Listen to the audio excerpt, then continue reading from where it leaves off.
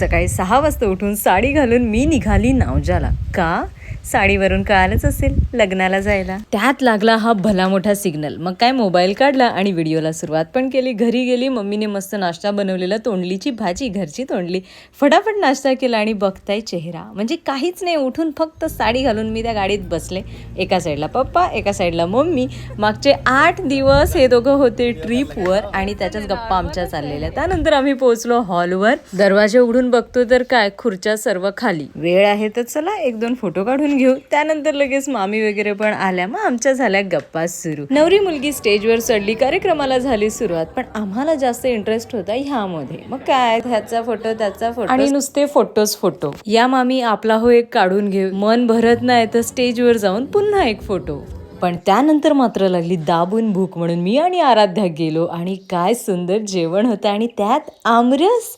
तसं तर आपण रोज प्लेट भरून आंबे खातो, पण तरीही समोर असलेल्या त्या आमरसाची वाटी कशी काय रिजेक्ट करायची. मग एक नाही चक्क 2 वाट्या मस्त आमरस पिला. ह्यानंतर झाली वरवधूची एंट्री. अरे वा, काय छान दिसतात दोघं पण. खूप खूप congratulations by the way Jay and Jui. ह्या सगळ्यात ह्यांचा काय जोक झाला काय माहिती, पण एकदम खळखळून सगळे हसायला लागले. फोटोग्राफरने सांगितलं यो, नवरा आणि नवरीने पण केलं यो. त्यानंतर नवरी मुलीसोबत बऱ्याचशा गप्पा झाल्या. आता पुढचा व्हिडिओ बघूनच तुम्हाला इतकी मजा येणार आहे की माझ्या आवाजाची किंवा व्हॉइस ओव्हरची काही गरज नाही.